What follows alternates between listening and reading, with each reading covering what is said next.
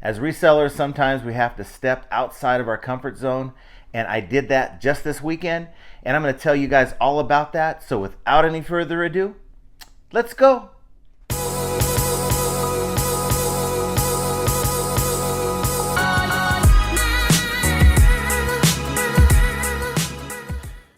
Well, it's like 7 a.m.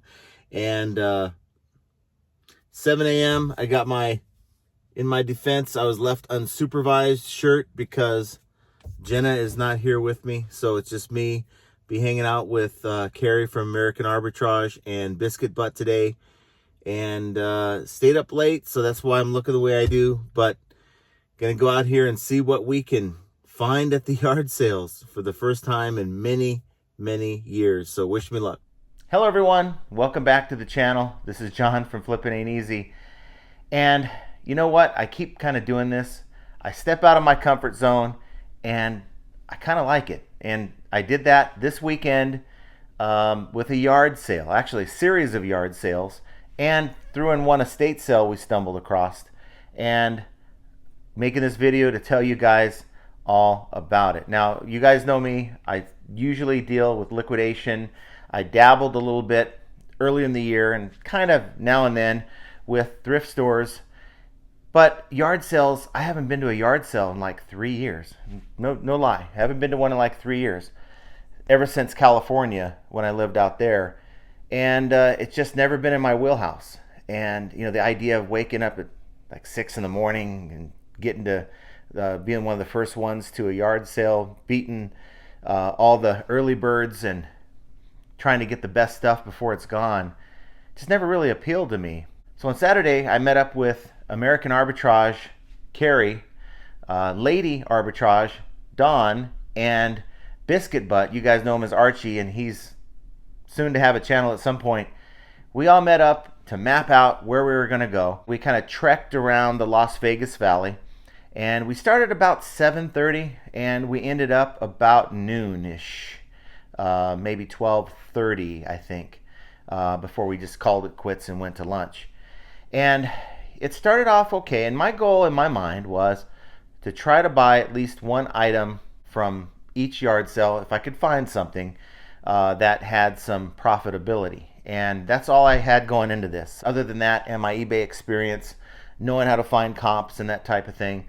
So we went to the first yard sale, and it was not far from where I currently live. Came across a couple sets of golf clubs, and initially I picked up the one set, the bag, the clubs. These are TaylorMade irons and Callaway drivers and woods. They have value. This guy wanted 20 bucks for the bag, and so I picked them up knowing one of two things. I was going to either give them to my son because he's probably going to be getting into golf to hang with his dad and all that stuff once in a while. But if that didn't work out, didn't want them, then I can easily sell them. And there's the TaylorMade clubs, even the older clubs, have decent value. Now, I ended up going back after we're all done. It was like 1:30, 2 o'clock. Went back, and the guy had this other set. Gave him 10 bucks for him because he was winding down his garage sale. And to me, that's awesome. So I can give him this other starter set and sell the TaylorMade irons and make about 20 bucks, 30 bucks per iron plus the cost of shipping. Probably make about 150 to 200 bucks off that sale by itself. So that was done, and we kind of made our way more towards the Summerlin area, the middle part of Summerlin. The second place we went to had a lot of costume jewelry and a lot of loose trinkets like that. Not in my wheelhouse at all. And I sort of watched Cary and Dawn do their thing. They were really meticulous about some of the things they were buying. I picked their brain as to why they were buying bulks of this type of costume jewelry as compared to like leaving other stuff behind. And you know, their thought was, if I find 2, 3, 4 items of value in here, you know, buying these little these M&M tubs full of this stuff, this other stuff can go by the wayside. If I'm paying $3 for the whole bundle, I'm able to make 20 or 30 off of a few pieces inside, and it totally makes sense. So that was pretty interesting to me. Just made me think that you really have to learn this as you go, know what sells versus what doesn't, and it's more of an art form. And so I'm watching them do their thing, and it was pretty interesting to me. I picked up a Swiss Army knife they had for $1, and I figure I can like sell it for 10 to 15. It was kind of beat up, looked kind of vintage-ish, and so that's one thing I just picked up to maybe if I strike out, I lost $1, right? So I did that, and then so we went on to the next yard sale, and it actually happened to be we stumbled upon an estate sale,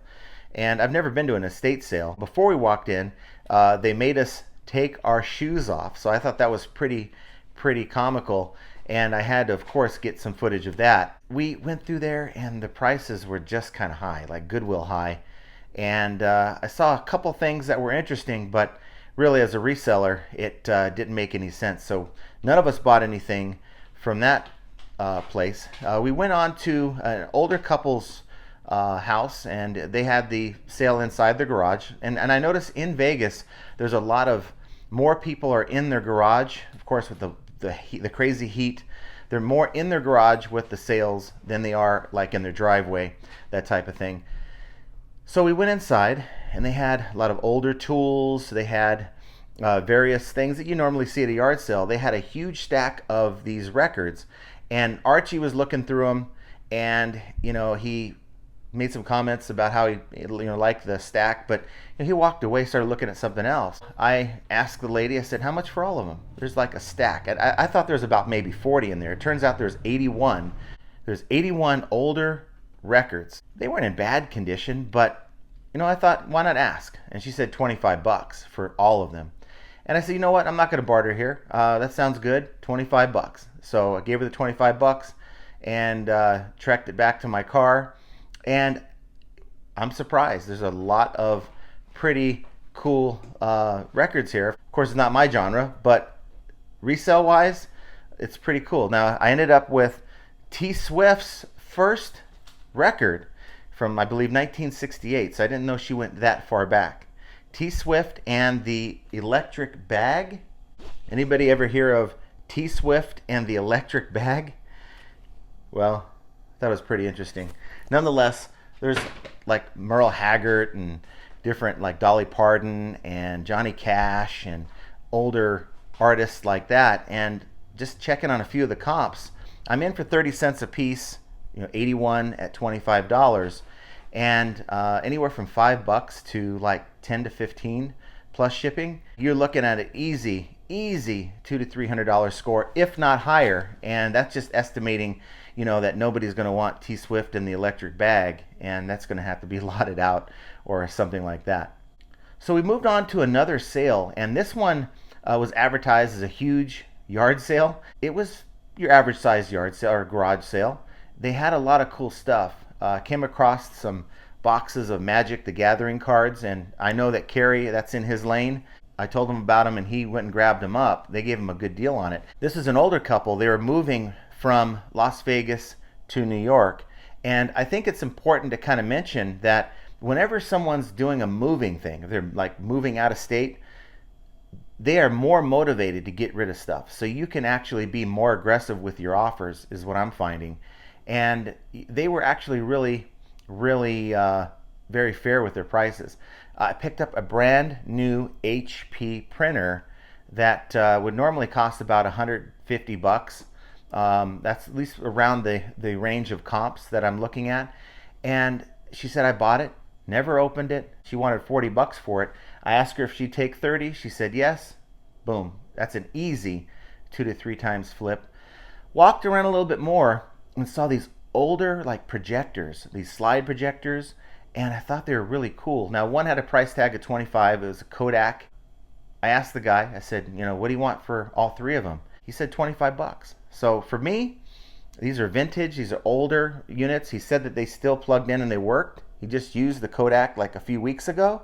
To me, it was a no-brainer. And I think the Kodak slide projector is like, the comps are around $75 to $100. So that's an easy. If I only get $10, $15 for the other ones and I don't really know their value just yet, I think it's a win-win. So want to know what you guys think about that. So all in all, I think I spent about $130 for everything. If I don't make money on this lot, then I definitely will not be doing it again. But to me, there's nil chance that's going to happen.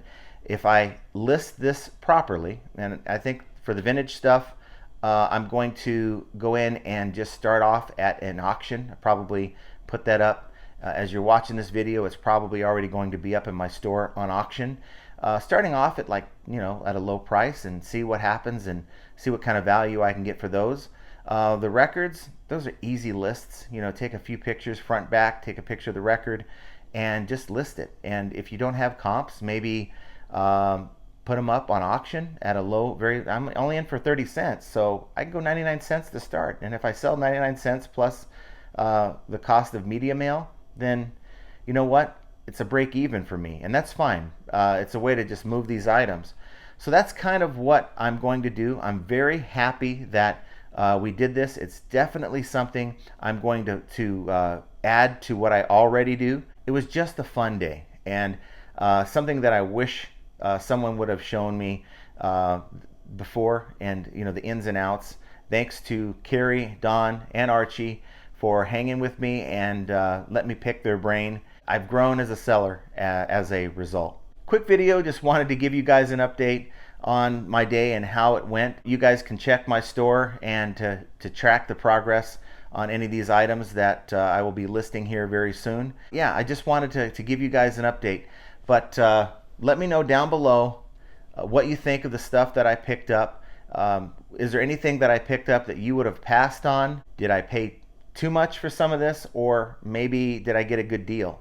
So let me know down below your thoughts. Now, this is not my normal type of content, but if you made it this far and you enjoyed the video, please do me a favor, hit that like button, subscribe to the channel, and of course, hit that notification bell so when I go live or make another video like this, you're notified.